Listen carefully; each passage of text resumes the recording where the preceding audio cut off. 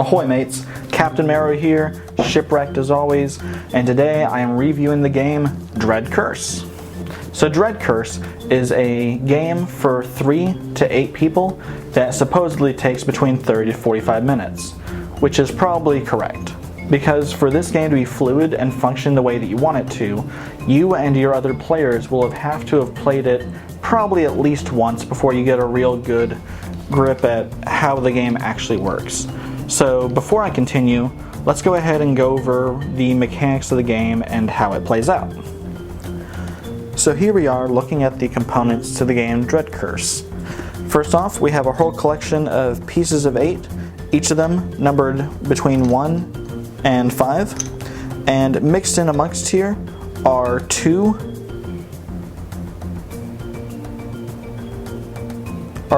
black spot tokens, as well as one -5 coin, which is also bad to have. We also have a couple of player aids, a large player aid matching the size of the cards of the various roles in the game. There's that, the phase order. And we also have a large collection of Pirates code cards with artwork matching the game box. Now, in this game, basically there are a good handful of roles to play as. We have the captain, the first mate, the pilot, the bosun, the gunner, the cook, the lookout, the cabin boy, and Jacques-Pierre the monkey, which is not a role that you actually play as, but something else that the crew has to deal with, this thieving monkey. So in this game, a number of coins are going to be handed out equal to the number of players of the game. If you have 4 players, then it's going to be 3 coins, and one of them specifically is going to be the black spot. Whoever ends up with the black spot takes the captain card and is going to be the captain for the first round of the game. These coins are then added back into the bag, this black velvety bag being the bag, and then players will end up picking the other roles. Now in a 4-player game, only 4 roles will ever be active at any given time. In this scenario, someone has been designated the captain, while the remaining 3 players have picked the first mate, the bosun, and the lookout. The order in which that the players take their turns is based off of the number seen on their card, numbering from 1 all the way to 8. And then going through turn order, first off, everyone draws a number of coins from the coin bag equal to whatever their specific role says, and not all of them are the same, giving you different reasons to select different roles. If you are the captain, you're allowed to draw 2, 3, or 4 coins from the bag. If you're the first mate, you're allowed to draw 1 less than whatever the captain selected. If you are the pilot, you're able to draw 3 and keep 2 of them. If you are the bosun, you draw 2 and you keep what you're given. If you're the gunner, you have the option of drawing 1 or 2 and keeping whatever you get. The cook draws 2 of those and keeps 1 of them. The lookout just draws a coin. And the cabin boy specifically, instead of drawing a coin, steals 1 coin from the captain. Now all the coins the players have are going to be face down, and no one knows what the numerical value is on the backhand side, or for that matter, if what they currently have is the black spot, which you do not want, because at the end of the game, it doesn't matter what you have, you lose the game. So after you go through all that, and everyone actually goes through their whole draw phase, next up we go into the steal phase. Now the captain, whenever he steals, he specifically steals a coin that someone has and an additional coin. The first mate has the option of giving a coin to a player instead of stealing one, which is useful if you want to give away something like the black spot, or give away something that is a low value, such as a 1, and for all the other players know, that player might have a 3 in their possession now. Because the point of this game is to try to accumulate as much treasure as you think that you can and back out when the backing out is good, before you end up being screwed with a black spot in your possession. The pilot is allowed to look at up to 2 coins before deciding which coins to steal.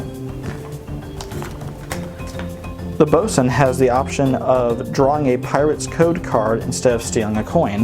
Again, the pirate's code card are these, which I'll go over here in a minute.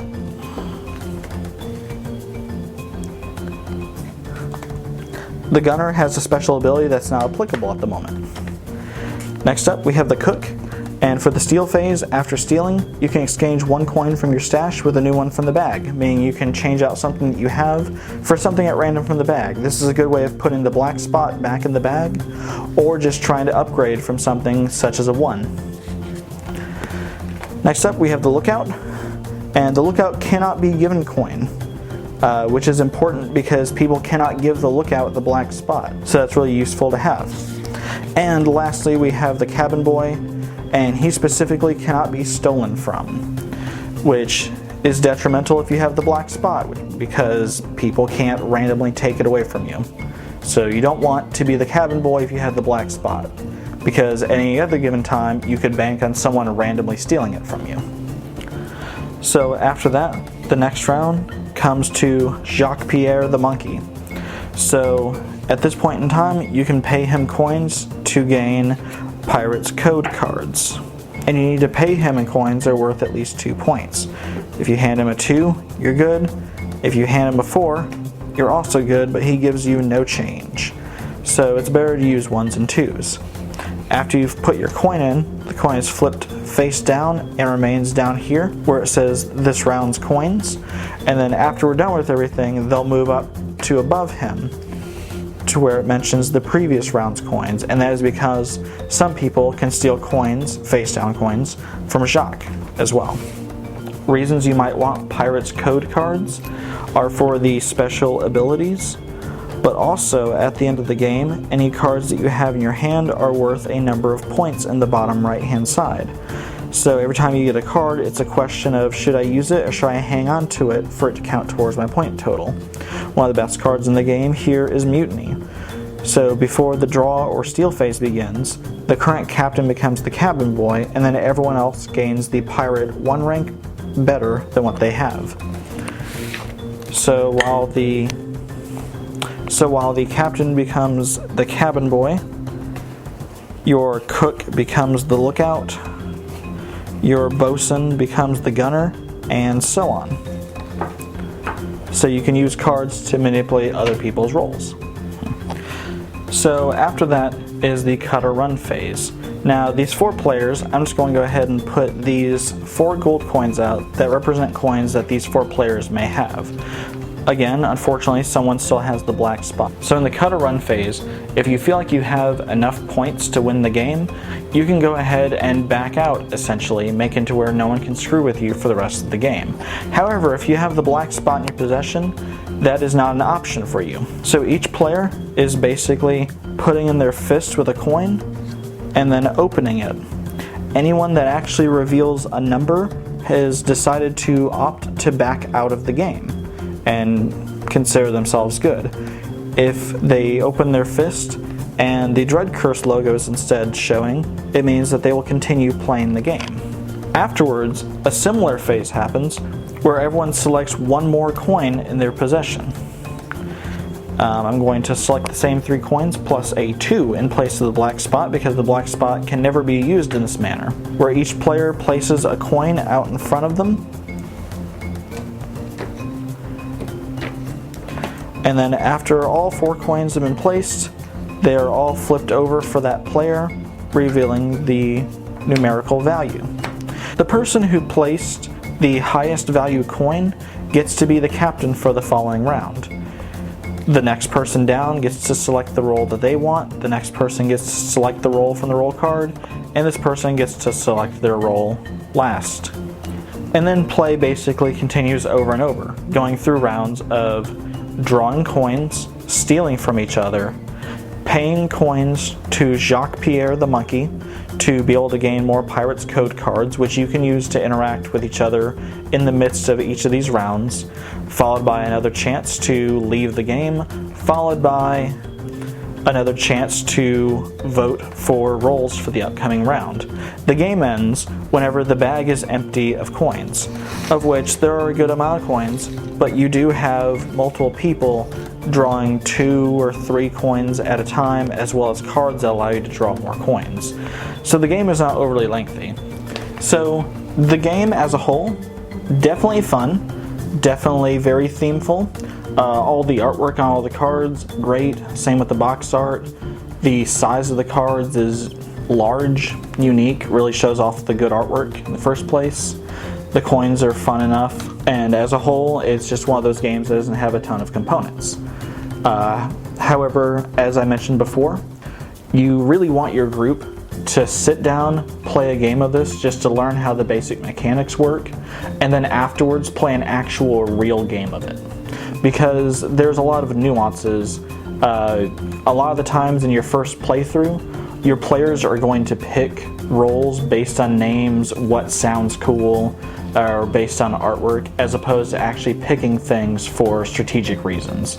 And that being said, you can play this game with as much strategic reasoning as you wish, and due to the random elements of the game, such as drawing the coins from the bag, getting the cards, not knowing what is in other people's hands, there's still a lot of random elements that can just screw you over.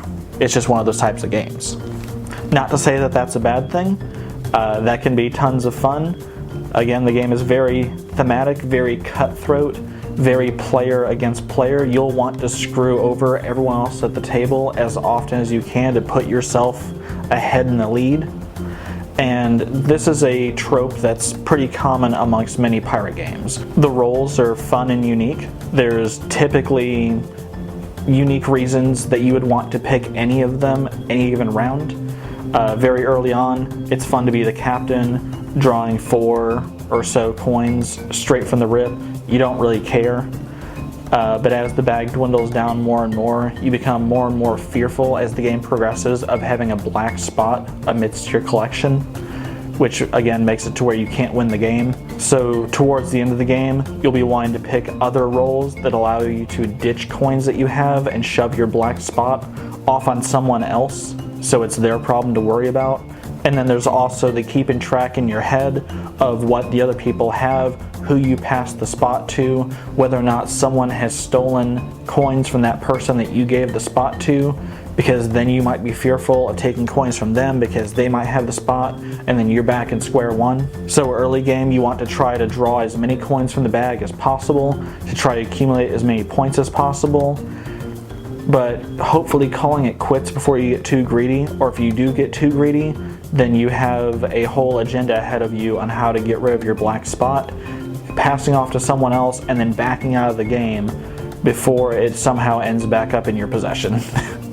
But the game is a whole bunch of fun. It really fits the pirate theme, lots of cutthroat, lots of treachery amongst you and the crew around the table, players rising and falling from various ranks on board the ship.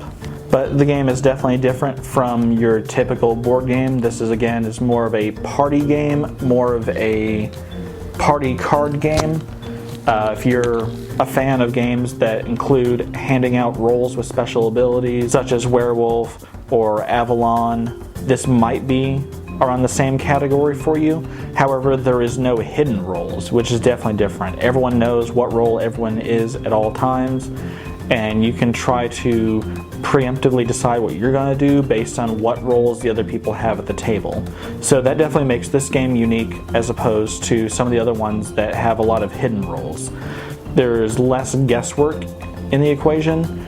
The guesswork really comes in with trying to preemptively figure out what the other people at the table would decide to do with their role before their action comes about. And they don't always act accordingly. So there is a lot of randomness and a lot of trying to read into people for this game. So if that is the type of thing that you're into, then maybe this game is for you. But definitely worth it. I'm glad it's in my collection of pirate games, and I'm looking forward to playing again sometime soon.